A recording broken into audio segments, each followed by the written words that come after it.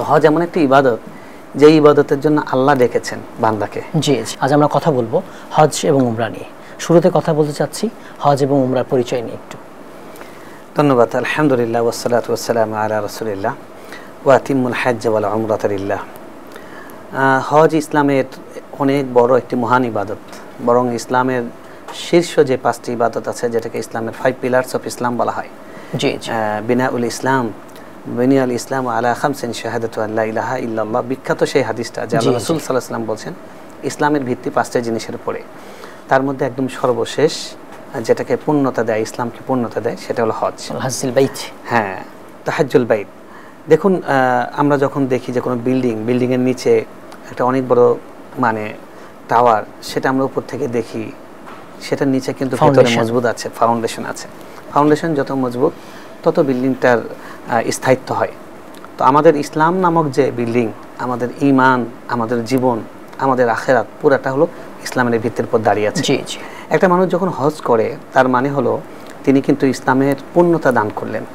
এই জন্য হজের ফজিলতগুলোতে আপনি দেখবেন এমন ফজিলত বলা হয়েছে যেটা অকল্পনীয়। আমরা যে যাই, দেখুন, প্রথম কথা হলো যে আল্লাহ রাব্বুল আলামিন এই হজের আদেশ দিয়েছেন। আল্লাহ ইব্রাহিম ইসলামকে বলেছেন ওয়াজ্জিন ফিন নাস বিল হজ, আপনি মানুষকে হজের জন্য আজান দিন, হজের দিকে আহ্বান করুন, ঘোষণা করুন। তো হজ এমন একটি ইবাদত যে ইবাদতের জন্য আল্লাহ ডেকেছেন বান্দাকে। জি জি, এবং ইব্রাহিম ইসলাম ওই সময় বললেন যে তখন তো কোনো বিওয়াদিন গায়রি জি জারআইন ইনদা বাইতিকাল মুহাররাম, তখন কোনো গাছপালা নেই, তরুলতা নেই, শুধু পাহাড় পাহাড়, তুচ্ছ দৃশ্য দেখলে গাছ মানে গলা শুকিয়ে ওঠে, পানি নেই, গাছ নেই, মানুষ নেই, জনমানবহীন প্রান্ত। তিনি বললেন আল্লাহ আমি আজান দিব, হজের দিকে মানুষকে আহ্বান জানাবো, কে শুনবে? আল্লাহ বললেন যে তুমি ডাক দাও, আমি সেটা পৌঁছানোর ব্যবস্থা করবো। ইমাম ইবনে কাসির রাহমাতুল্লাহ আলাইহি আয়াতের ব্যাখ্যায় লিখেছেন যে কিয়ামত পর্যন্ত যত মানুষ হজে যাবে তারা তাদের আল্লাহ তাআলা তাদের রূহের জগতে আজান পৌঁছে দিয়েছেন, তারা লাব্বাইক বলেছে। লাব্বাইক মানে কি? মানে যেমন স্কুলের নাম ডাকে, সে বলে ইয়েস স্যার, প্রেজেন্ট স্যার, এই লাব্বাইক জিনিসটা সেই। এখানে প্রেজেন্টটা বলছে আল্লাহকে, লাব্বাইক আল্লাহুম্মা লাব্বাইক, আমি হাজির, হে আল্লাহ আমি হাজির। তো হজের মাধ্যমে আল্লাহ মানুষকে আহ্বান করেছেন, হজ হলো সেই আহ্বানে সাড়া দেওয়া। এজন্য রাসূল সাল্লাল্লাহু আলাইহি ওয়াসাল্লাম বলছেন আল হুজ্জাজ ওয়াল উম্মার ওয়াফতুল্লাহ, যারা হজ করে, যারা উমরা করে, তারা হলো আল্লাহর প্রতিনিধি। দাআহুম ফাআজাবু, আল্লাহ তাদেরকে ডেকেছেন, তারা আল্লাহ ডাকে সাড়া দিয়েছে, তারা লাব্বাইক বলছে।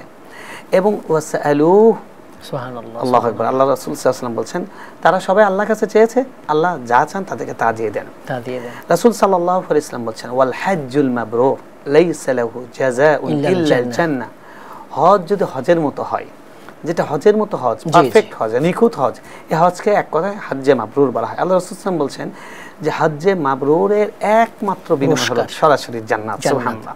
আমরা কি চাই? আমাদের পুরো জীবনকে ইনভেস্ট করে আল্লাহ যেটা বলেছেন ইন্নাল্লাহা আশতারা মিনাল মুমিনিনা আনফুসাহুম ওয়া আমওয়ালাহুম বিআন্না লাহুমুল জান্নাহ, জান্নাত কিনে নিয়েছেন জান্নাতের বিনিময়ে। তো জান্নাতই আমরা চাই। তো এই জান্নাতকে আল্লাহ তাআলা দান করেন হজের মাধ্যমে। আল্লাহ রাসূল সাল্লাল্লাহু আলাইহি ওয়াসাল্লাম বলেছেন মান হাজ্জা ফালাম ইয়ারফুস ওয়ালাম ইয়াফসুক ওয়াজাআ কায়াউমি ওয়ালাদাতহু উম্মু, যে ব্যক্তি হজ করলো, উমরা করলো এমন ভাবে যে ওই হজের মধ্যে সে দৃশ্য অদৃশ্য, প্রকাশ্য অপ্রকাশ্য, সগীরা কবিরা গুনাহ, কোন রকমের গুনাহ সে করেনি, পাপাচার করেনি, অশ্লীলতা করেনি, নোংরামি করেনি, বেহায়াপনা করেনি, সে যদি এভাবে তার হজটাকে শেষ করে আসতে পারে, আল্লাহ রাসূল সাল্লাল্লাহু আলাইহি ওয়াসাল্লাম বলছেন সে যখন ফিরে আসছে, আগে তো ছিল সে আব্দুস সালাম, এখন সে নিষ্পাপ আব্দুস সালাম। সুবহানাল্লাহ। নবজাতকের মতো নিষ্পাপ হয়ে নবজাতক, সদ্য ভূমিষ্ঠ সন্তান যেরকম কোনো পাপবিহীন অবস্থায় দুনিয়াতে আসে, সে যেন হজ থেকে ওরকম নিষ্পাপ হয়ে ফিরে আসে। সুবহানাল্লাহ। তাই হজ একদিকে আমাদের জান্নাত কনফার্ম করার ইবাদত, হজ আরেকদিকে আমাদের পাপাচারকে নির্মূল করার ইবাদত।